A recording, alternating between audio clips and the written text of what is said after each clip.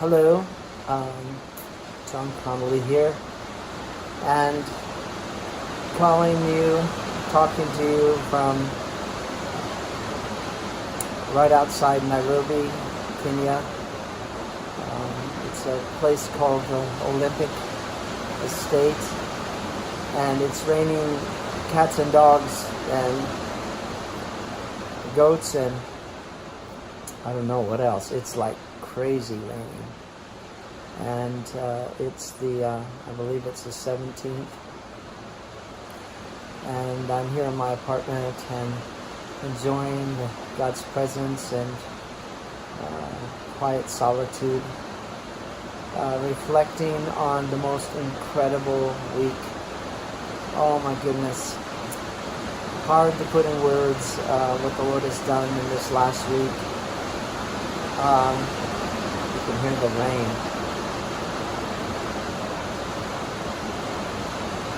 It's like furious rain.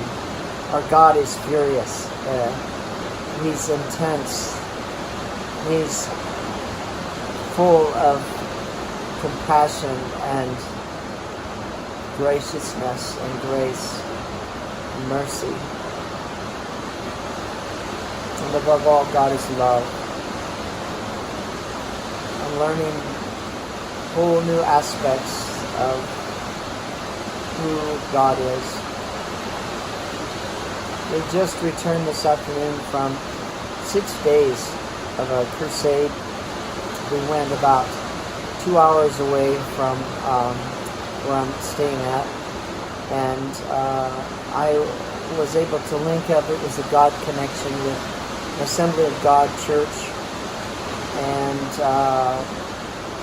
they were in the process of going to a crusade to help a smaller church, and so we brought about 20 people, and for 6 days we awakened every morning at 5 in the morning, went straight from waking up to prayer. After about an hour, we went to back to our place where we were staying, had our breakfast, which consisted of shredded cabbage steamed and a piece of bread and tea that was like milk and water with sugar, and then they would put a tea bag in it. So after that, then the team was divided up into groups of about 4, and for about 3 hours we went door to door to areas where there were a village, a community would gather and share the gospel, pray with people. Then they would come back about 2 in the afternoon, have the same meal. It's pretty standard. And then they would go for lunch, then go immediately to a area where the community would gather. There would be a little shop, a few shops, and kind of everyone hung out there. And so we would set up PA, and they brought, guitar, and so they would have open air preaching, and the local pastors would preach, and then they'd give an invitation, people would respond, and then from there, by that time, it would last like a couple, 3 hours or so. By that time it was dark, and then they went immediately to the church that we were trying to help, and we had an evening meeting that lasted from about, I'm going to say 6 till 10:30, 11, whatever, it's African time. And again, music, worship, preaching, more dancing. And so their day consisted of from 5 in the morning till like 11 at night. And these people, they are so passionately in love with God. It's astounding. They are so in love with God, and they don't have a lot, but what they do have, they have a passion and a love for God that would just it's amazing. So in the course of 6 days, I think it was over 400 people that we were able to contact individually. And that's pretty substantial because a lot of these places, the houses were very far away from each other. So there was quite a bit of walking. And then about 35 or so or more people got saved. So I am just so appreciative for what the Lord is doing, and I'm so excited. I love Africa. I love the people. I love the culture. It's not kind of intense. It is intense. But there's something about being in the center of the stream of the will of God for your life. That it's exhilarating. It's like going on the most crazy roller coaster ride. What's the one on Silverwood, Timber, whatever? Only like twice as fast as what they make it. It's like, what a ride. And so I wanted to just update everyone, let them know that I'm safe, I'm healthy, I'm having the time of my life.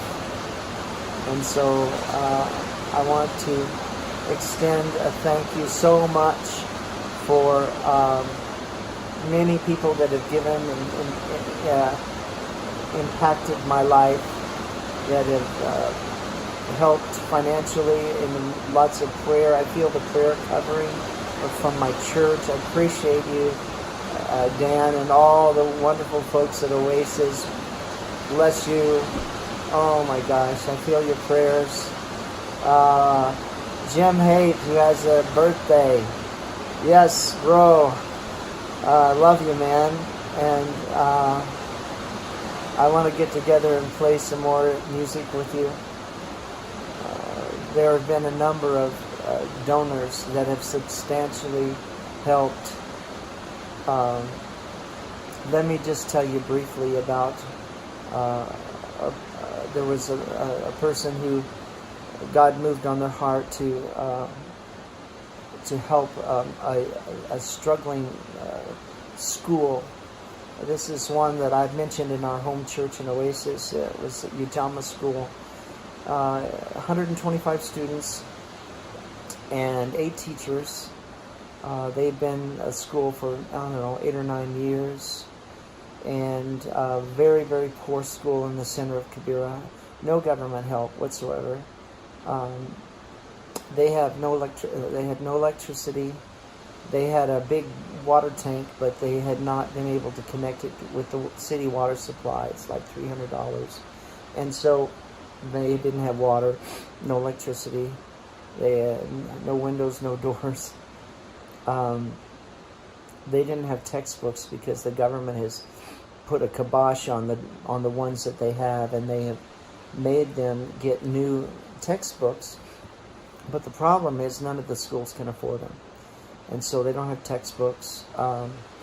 There's no electricity.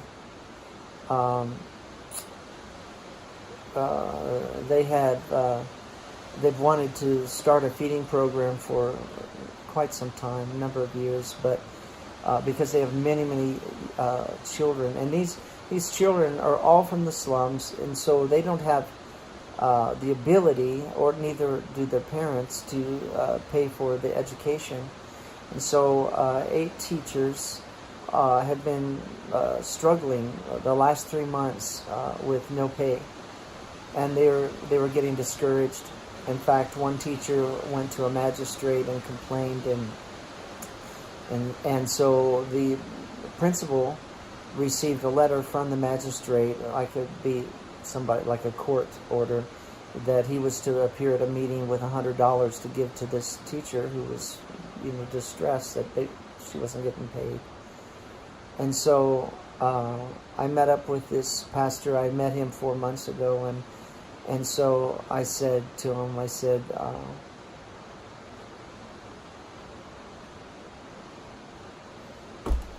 our God is so good. I said, his name is Jackson. I said, Jackson, sit down. And I said, brace yourself. I said, you know the $300 that you needed to connect the water tank? We've got that for you. And I said, you know the 3 months that you've been in arrears to pay your teachers? We've got that covered. The textbook that you need, we got that covered. And the textbooks for the teachers and the students. And you know that the feeding program that you want so much for these little children, the little ones, I mean like they're preschool. And you wanted it, your desire, you told me, you said, I'd love to have it for 2 days a week. I said, well, you're going to have a feeding program 2 days a week for the next 3 months. It's taken care of. By this time, he's in tears. And I said, you know, you didn't have electricity, but now you're going to have electricity. And I brought 3 laptops for you. And the internet data is paid for the next 6 months.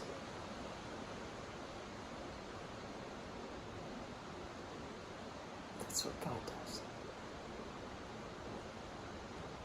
That's what God does when His people catch a vision of the harvest field. And a small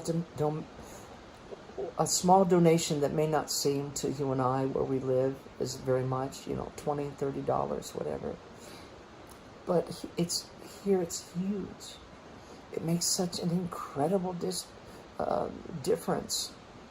You're talking about people that the normal person that works, they make $5 a month.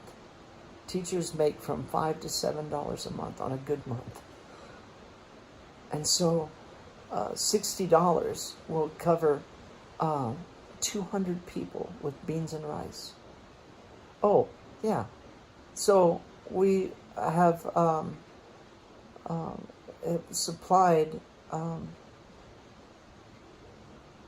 that for 3 months, beans and rice.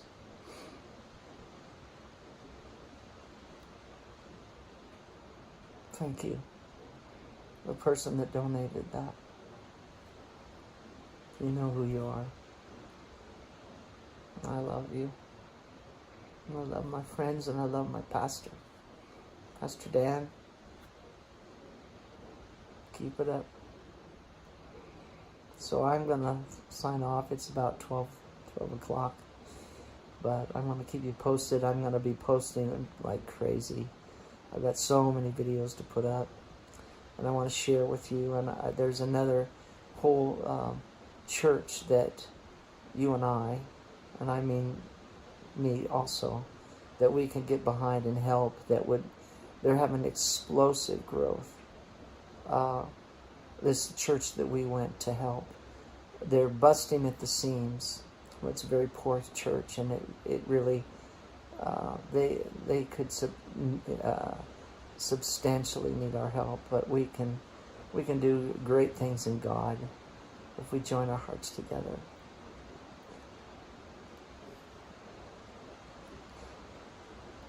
Just take a moment to thank my kids for letting go of their dad again. Dad, you're going to Africa again. You were just there 4 months ago. And we had to let go of you when you went to Iraq. And I love my kids. You're a great family. So we will talk to you soon.